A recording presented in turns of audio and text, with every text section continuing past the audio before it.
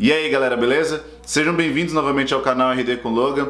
E hoje eu vou fazer um vídeo que muita gente me cobra, e com razão, até mesmo o Caio do Cozinha 420 sempre fala assim: olha Bruno, como assim? Você tem um canal que fala sobre redução de danos no YouTube e você não tem um vídeo que fala o que é redução de danos? Isso é um absurdo.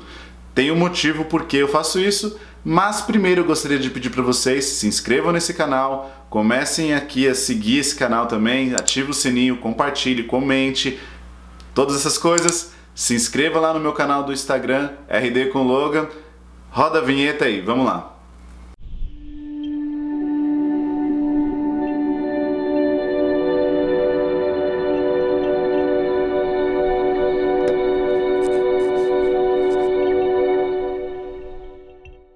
Bom, gente, desde 2016 eu tenho esse canal aqui no YouTube, são 6 anos fazendo vídeos que justamente fala sobre álcool e outras drogas, política de drogas, falo sobre o cuidado de usuário de drogas, sempre ali com a ideia, com a ênfase na redução de danos, e eu nunca fiz um vídeo sobre redução de danos. E eu tenho um motivo pelo qual eu nunca fiz isso. Eu tive uma grande sorte de conhecer vários estados no Brasil para poder falar sobre o que é redução de danos, fazer formação de equipe, principalmente em equipes de saúde, CAPS-AD. Fiz muita palestra sobre o que é redução de danos em universidades, Brasil afora.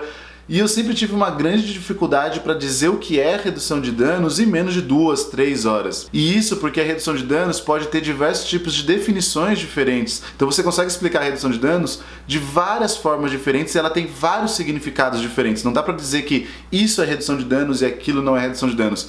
É um pouco difícil de entender, é um pouco complicado, mas eu vou tentar nesse vídeo aqui rapidamente dizer para vocês o que é redução de danos, pelo menos para mim. Acho que uma das formas que a gente pode começar a entender o que é redução de danos é começar a pensar de como as drogas elas foram tratadas nas últimas décadas. Sempre ali com aquele modelo proibicionista. Então, a determinado momento da história a gente decidiu que algumas drogas elas podem fazer mal à saúde ou outros maus, pode fazer um mal financeiro, econômico, de saúde, enfim, diversos tipos de coisas. E a forma que a sociedade começou a encarar as drogas vamos dizer não às drogas, vamos falar que as drogas elas são ruins e a melhor forma que você pode fazer para ficar bem, para você ficar saudável, para você ser uma boa pessoa, para você não ir preso, enfim, é ficar longe das drogas. E esse modelo ficou conhecido como proibicionismo, ou seja, vamos proibir as drogas para que as pessoas fiquem longe das drogas. Obviamente a gente percebe que isso não vem funcionando, porque ele não vai funcionar para todo mundo, Porque existe aquelas pessoas que não querem parar de fazer uso de drogas e tem aquelas pessoas que não conseguem parar de fazer uso de drogas. E a resposta do diga não às drogas, ela não resolve para todas as pessoas. Então a redução de danos ela vem justamente com uma outra proposta que consegue abarcar e ser muito mais realista com todos os fenômenos possíveis relacionados ao uso de drogas, para aquelas pessoas que querem parar de fazer uso de drogas, para aquelas pessoas que não querem parar de fazer uso de drogas e para aquelas pessoas que querem e não conseguem parar de fazer o uso de drogas. Mas eu não vou focar muito aqui sobre a questão do proibicionismo, vamos pegar o que é redução de danos. A redução de danos ela surge então como uma outro olhar, como uma outra forma de lidar com a questão das drogas. A ideia da redução de danos começa em 1929 com o relatório Holliston. O que é o relatório Holliston? O relatório Holliston ele é um relatório feito por vários médicos dizendo o seguinte: olha, existem pessoas que estão fazendo uso de opiáceos e essas pessoas não chegam até o serviço de saúde e o serviço de saúde não chega até essas pessoas. Então, uma das formas que eles pensaram ali vamos receitar opiáceo para as pessoas que são dependentes de opiáceos. E essa ideia ela é super interessante, inclusive eu já falei sobre essa ideia no vídeo Modelo de Legalização do Crack. Quem não viu esse vídeo, é muito interessante, apesar do tema, do título ser bastante polêmico, o vídeo não tem nada de polêmico, eu falo justamente sobre o relatório Holliston. E o relatório Holliston ele é interessante porque ali começa a ideia da redução de danos. Eu digo a ideia da redução de danos por quê? Porque ela não começa de fato ali, pelo menos não vejo dessa forma, porque ela foi pensada muito mais para os veteranos de guerras que voltaram da guerra ali, que estavam dependentes de opiáceos e não chegavam até o serviço por diversos tipos de motivos, inclusive pela questão ali de um julgamento moral, de preconceito, de estigma, enfim. Então eu digo a ideia porque ele não abarcava ali todos os usuários de drogas, eles tinham ali o foco exclusivo para aqueles veteranos de guerra. Então por isso ali começa a ideia da redução de danos. Bom, tem pessoas que fazem uso de drogas e eles não vão parar de fazer uso de drogas. Ou a gente ignora essas pessoas ou a gente cuida dessas pessoas. Uma forma de cuidar dessas pessoas é fornecer a substância para essa pessoa, receitar a substância para essas pessoas, e isso não tem nada de polêmico. A gente faz exatamente a mesma coisa com o tabaco, por exemplo. Se você for no serviço de saúde se cuidar do tabagismo, você consegue ali o adesivo de nicotina. Você está dando, o Estado está dando substância para aquelas pessoas. Então aí começa a ideia da redução de danos. Mas para mim a redução de danos começa de fato em 1980 com os Junkie Bonds. O que seriam os Junkie Bonds? Os usuários de drogas ali, né, os Junkie Bonds, eles faziam uso de heroína, né, droga injetável.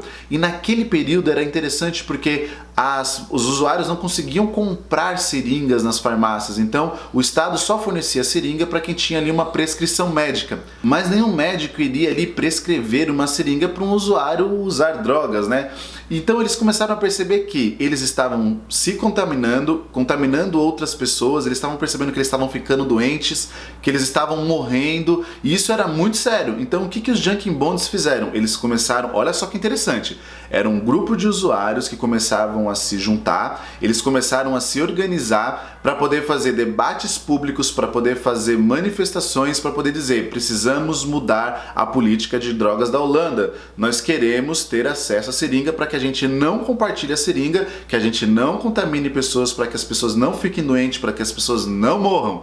Então ali começa de fato a redução de danos. E aí eu gostaria de traçar até um paralelo com vocês. Vocês conhecem algum grupo no Brasil de usuários de drogas que se reúne para fazer uma manifestação para poder a mudança de política de drogas nesse seu país? A Marcha da Maconha, que é um grupo de usuários que estão dizendo: olha, essa atual política de drogas ela é ruim pra gente, nós precisamos que elas mudem. Então a redução de danos ela começa na Holanda em 1980, justamente com um grupo de usuários de drogas reivindicando uma mudança de política pública.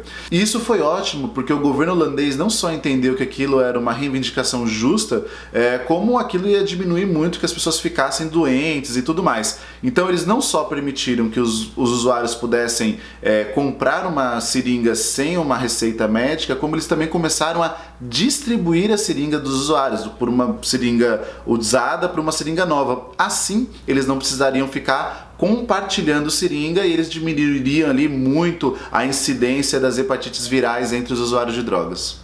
Aqui no Brasil a gente começou a fazer essa nossa primeira experiência de troca de seringa com os usuários de drogas no dia 24 de novembro de 1989 na cidade de Santos. Inclusive eu já fiz um vídeo falando sobre o aniversário da redução de danos no Brasil, e aí a gente começou a fazer ali a troca de seringas. Quem não viu o vídeo, dá uma olhadinha também.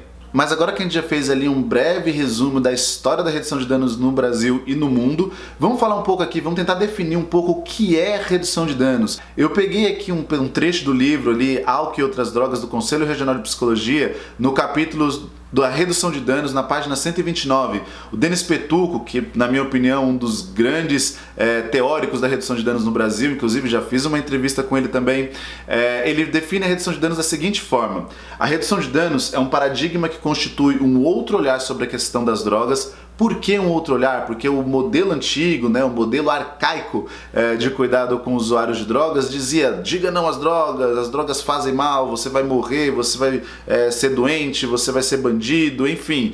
E só fale não, né? Diga não que você vai resolver. E a gente percebe que isso não está funcionando. Então ele é um novo paradigma para lidar com as questões das drogas, que institui novas tecnologias de intervenção comprometido com respeito às diferentes formas de ser e estar no mundo. Ou seja, aquelas pessoas que querem parar de fazer uso de drogas, a gente vai pensar tecnologias, pensar estratégias junto com os usuários para que ele consiga parar de fazer o uso. Aquelas pessoas que não querem parar de fazer o uso de drogas, vamos pensar em tecnologias e vamos pensar num cuidado para aquela pessoa, independente da forma que ela quer estar ou que ela quer ser, independente das escolhas que ela faça, que ela se cuide. E aquelas pessoas que querem parar de fazer o uso de drogas, mas não conseguem, vamos pensar então alguma estratégia para diminuir o uso, para tentar acessar, para tentar delimitar quanto você usa, enfim, vamos pensar um cuidado. Então isso é redução de danos, é uma forma muito bonita que o De Petucco consegue ali definir a redução de danos.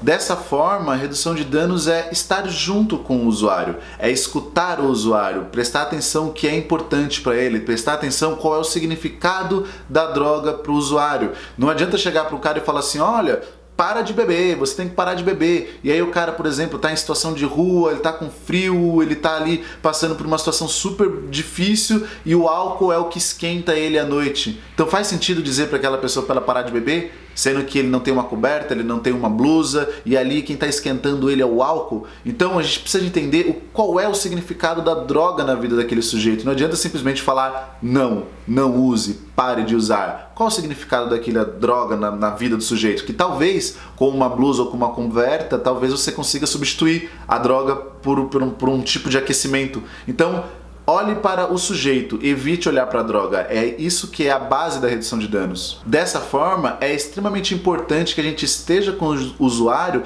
e que a gente pense as estratégias de cuidado com aquela pessoa junto com ele para que essas estratégias façam sentido para aquela pessoa. Assim, a redução de danos, ela deixa de ser algo prescritivo, quer dizer para o outro o que é melhor para ele, para ser algo construído em conjunto.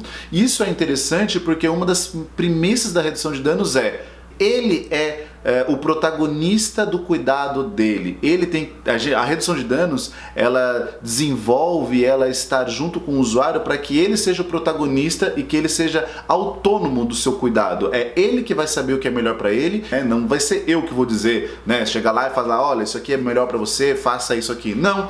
Então isso significa que a redução de danos, ela inicia a partir da demanda da pessoa e não do que eu acho que é melhor para ele.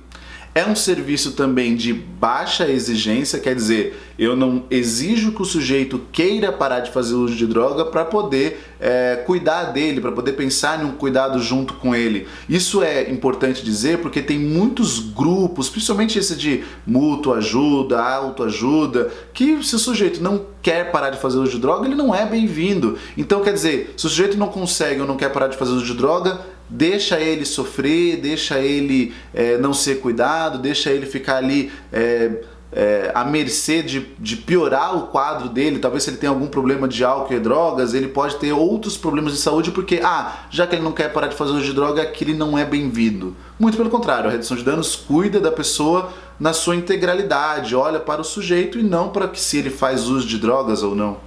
Resumindo, qual é o objetivo da redução de danos? Ela visa fazer o sujeito parar de fazer uso de drogas? Não, esse não é o objetivo da redução de danos. A redução de danos tem como objetivo a melhoria da qualidade de vida e do bem-estar do sujeito, e isso pode passar pela abstinência ou não. Muitas pessoas falam assim, redução de danos é uma forma de você chegar ao usuário, criar vínculo, mas no fim é para chegar na abstinência. Não, isso não é redução de danos. Inclusive, eu já fiz um vídeo falando sobre o que não é redução de danos. O nome do vídeo é 10 coisas que não são redução de danos. Esse vídeo aqui é bastante interessante, que ele vai ajudar também, depois que vocês assistirem isso aqui, ele vai ajudar a explicar para vocês o que não é redução de danos e que muitas pessoas falam que é redução de danos, mas não é redução de danos. Então a redução de danos, ela preconiza o cuidado e a aproximação do sujeito e não enfrentamento. Então isso é conflitante, com o modelo do que preconiza as políticas públicas, de vamos enfrentar as drogas, vamos acabar com as drogas, vamos combater as drogas, crack nem pensar, e esse tipo de coisa. Então a gente não tem esse modelo simplista do que os políticos fazem, Então tem um problema das drogas, vamos mostrar para a sociedade que nós estamos fazendo alguma coisa, vamos combater as drogas. Isso não vai resolver. Então a gente não tem esse viés. Dessa forma, ela é uma mudança de paradigma, de diga não às drogas para dizer sim ao sujeito e à sua autonomia e ao seu protagonismo.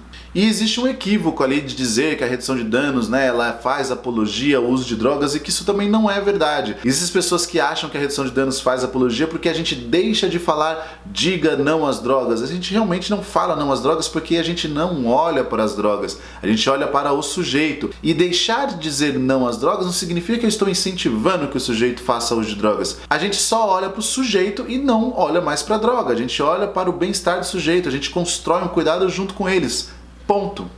E para finalizar, gente, eu gostaria de sugerir esse vídeo aqui para vocês, que são os 10 princípios da redução de danos. Eu acho que vai ajudar muito vocês entenderem o que é a redução de danos. Eu espero de verdade ter conseguido explicar mais ou menos o que é a redução de danos em um vídeo ali pequenininho de 10, 15 minutos. É muito difícil fazer isso. Acho que esse vídeo aqui, os 10 princípios da redução de danos, vai fortalecer os outros vídeos que eu também recomendei aí no meio do vídeo, vai ajudar vocês a entenderem o que é redução de danos. Espero que vocês tenham gostado desse vídeo, espero que vocês tenham entendido o que é redução de danos ainda nesse vídeo tão curtinho. Espero que vocês tenham gostado e é isso, gente, até a próxima!